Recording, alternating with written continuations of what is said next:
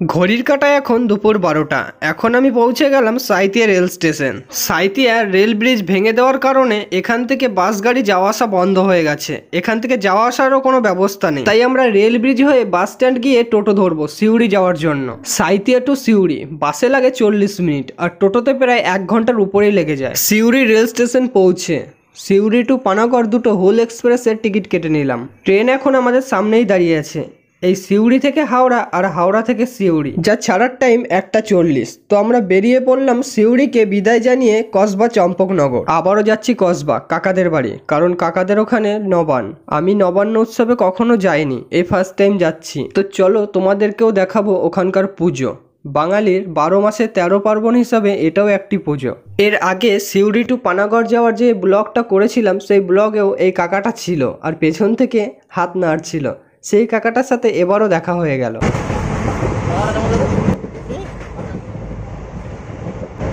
কি দেবে?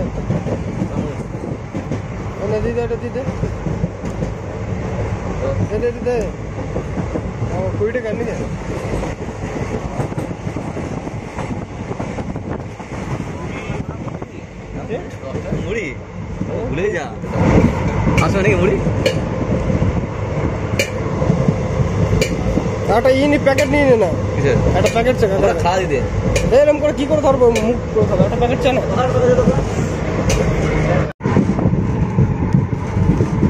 ঝালমুড়ি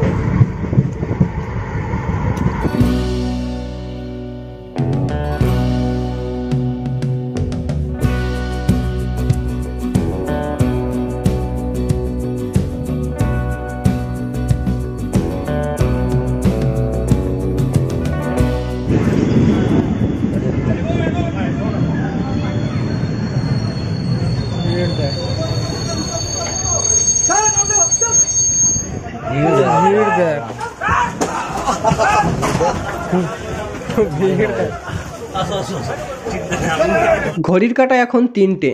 এরই মধ্যে আমাদের দুর্গাপুর থেকে ছেড়ে দিয়েছে, আর হয়তো 15 মিনিটের মধ্যে আমরা পানাগড় রেল স্টেশনে নেমে যাব।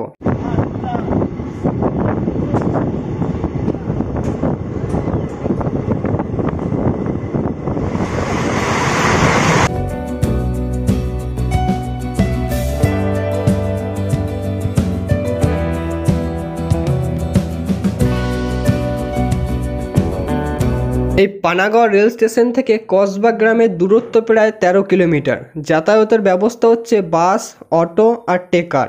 আর যাতায়াতের ভাড়া কত সেটা আমি আগের ভিডিওয়ে বলে দিয়েছি, এই ভিডিওতে আর টাইম নষ্ট করলাম না। তো দেখা হচ্ছে কাকাদের বাড়ি গিয়ে। কাকাদের বাড়ি পৌঁছে হাত মুখ ধুয়ে তোমরা শুধু সন্ধ্যার টিফিনটা দেখো, কত কিছু দিয়েছে। 2 রকমের মিষ্টি, চানাচুর, 2 রকমের বিস্কিট আর চা। সন্ধ্যার টিফিনটা করে নেওয়ার পর মোবাইল ঘাঁটতে ঘাঁটতে যে কখন 9টা বেজে গেছে বুঝতেই পারিনি। তার মধ্যে চলে এসছে রাজার আইটেম, মানে রাজার থালি। শুধু তোমরা দেখো খাবারে কত কিছু রয়েছে। এই কারণেই আমার কাকার বাড়ি আসতে ইচ্ছা করে না, কারণ কাকাকে আমি বলেছি যে নিজের লোকের মতোই ভাববে, তোমরা সেদ্ধ ভাত খেলে আমাকে সেটাই দেবে, এক্সট্রা আমাদের জন্য কিছু করার দরকার নেই। খাওয়া দাওয়া করার পর অনেকটা জার্নি হয়েছে, তাই আর বাইরের দিকে গেলাম না, বেডে শুয়ে গল্প করতে করতে ঘুমিয়ে যাব। সকালে ঘুম থেকে উঠে চা খেয়ে কাকাকে খুঁজতে যাব, কারণ কাকা নাকি কোথায় মাছ ধরতে গেছে। কোথায় মাছ? কোথায় মাছ? কোথায় মাছ বাজারে নামালাম। এই কি শুধু জাল? হ্যাঁ, এই মাত্র যখন জালটা উঠেছিল তখন আমাদের দরকার ছিল। ওই গেলাম তখন দেখলাম দুটো। ওইখানে দুটো আছে কি বাটা মাছ? ওগুলো আমি নামিয়ে রেখেছি, আমাকে এসেছিল ওখানে মাছ নামালাম বাজারে। দুটো আছে নাকি? না, মাছ তো হয়েছিল 1 ঘন্টা। জায়গা সেই জায়গা মাছ গেছে নাকি? এই দেবদাস, ওই মাছ কোথায়? মাছ কোথায় দেখাও, মাছ কোথায় তোমার? বাহ, অনেক বড় মাছ তো। চলে গেছে এই যে মাছ। আর মোবাইল কোথায়? মোবাইলের পকেটে আছে। দারুণ বাটা, ভালো সাইজ আছে, বড় সাইজ দুটোই না? মাছ বাজারটা করবো, চলো মাছ বাজারটা।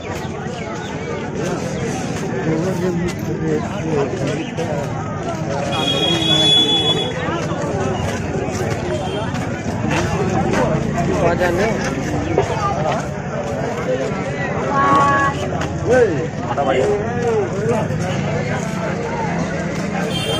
বাজার মানে সেই বাজার।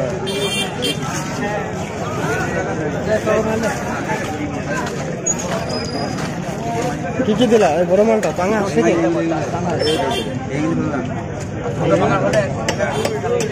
সাইড দে আমেরিকান এখনো লড়ছে অন্যকে দিয়ে থাকে একদিন 2-3 ঘন্টা 4 ঘন্টা পুকুর মালে পুকুরে মাছ না পুকুর মালে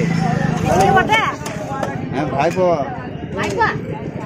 এখন আছি আমরা অন্নপূর্ণা মায়ের মন্দিরের সামনে। তো যাদের বাড়ি থেকে মা লক্ষ্মীকে নিয়ে এসেছিল এই মন্দিরে তাদের বাড়িতে আবার নিয়ে যাওয়া হবে, আর মায়ের যে ঘরটা আছে সেটা পুকুরে বিসর্জন করতে যাবে। তো চলো আমরা সেগুলোই দেখব।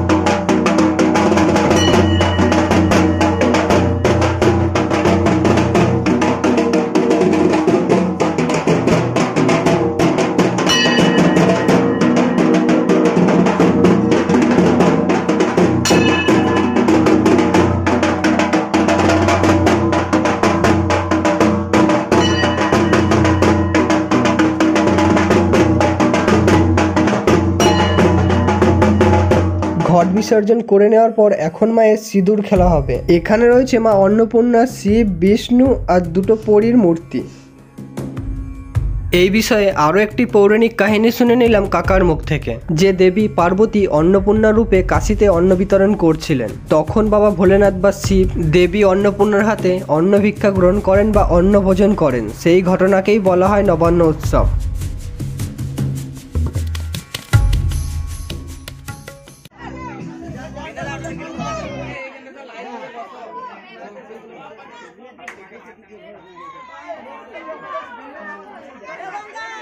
সিঁদুর খেলা দেখার পর প্রসাদ খেয়ে কাকাদের বাড়ি চলে এলাম। এসে দেখি খাবারের মেনুতে রয়েছে হাঁসের মাংস, ফুলকপি দিয়ে মাছ দিয়ে একটা তরকারি, আর ছিল পুঁই শাকের হয়তো ঘন্ট। আর খাবারের রিভিউ কি দেবো, কারণ দুজনেই বেস্ট রাঁধুনি, খাবার তো ভালো হবেই।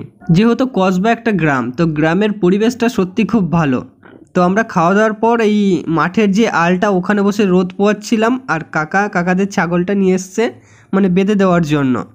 তো খাওয়া দাওয়ার পর এখন কাকা বলছে খাইকে পানওয়ালার দোকানে যাবে, তো ওরা পান খাবে, আর আমি যেহেতু পান খাই না, তো আমার জন্য তারা চার নেবো।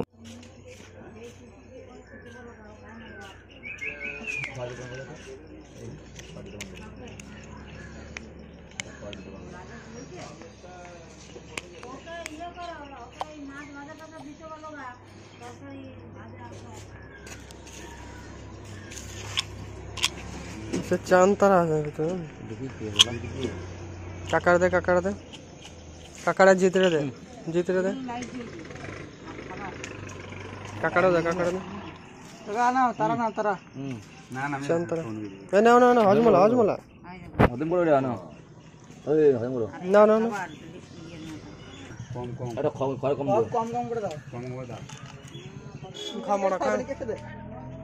এক গালে ভরবে, এক গালে ভর পুরো ভর, কিছু দেখাবো না, পুরো এক গালে। দেখি মুখ জলে রেখে দেখি একবার,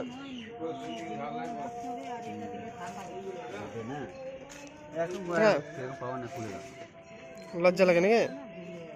এটা হলো কসবা বাস স্ট্যান্ডের কাছে ছোট ব্রিজ। এই ব্রিজটাই সবার আগে ছিল, এখন পূরণ হয়ে যাওয়ার কারণে সাইডে বানানো হয়েছে বড় একটা ব্রিজ।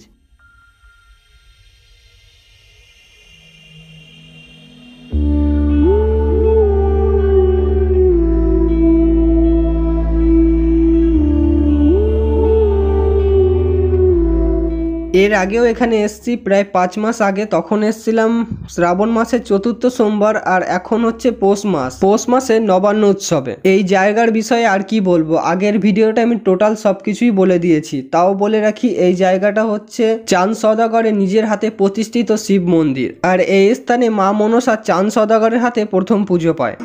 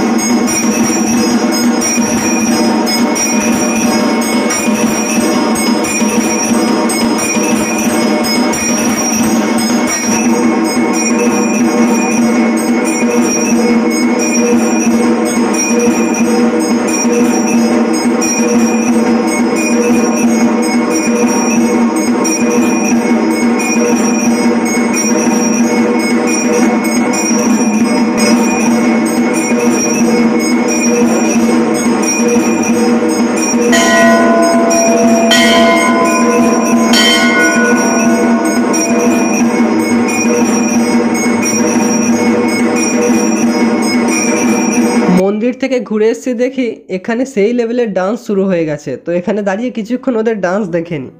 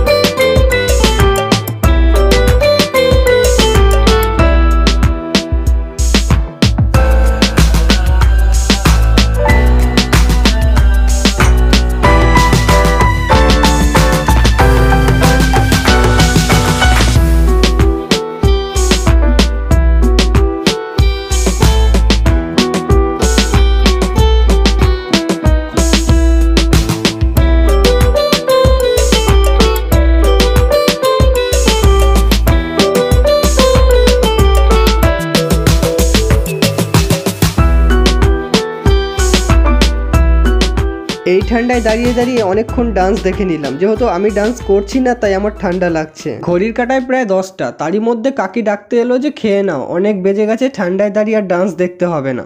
তো চলে এলাম গরম গরম লুচি, ঘুগনি, মিষ্টি আর পায়েস খেতে। খাওয়া দাওয়ার পর আজকের রাতটা এখানেই শেষ করলাম। দেখা হচ্ছে পরের দিন সকাল। কসবা মানাকে বাই বাই বলে বেরিয়ে পড়লাম ফার্স্ট সকালেই। আবারও সেকেন্ড টাইমের জন্য চললাম টেকারে। ইচ্ছে ছিল টেকারের ওপরে চড়বো, কিন্তু এই ঠান্ডায় ওঠার আর সাহস হয়ে ওঠেনি।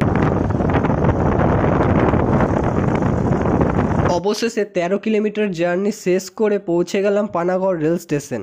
তোমাদের সাথে কথা বলতে আর ট্রেন এসেও হাজির। তো ততক্ষণের জন্য tata, bye bye, thanks for watching.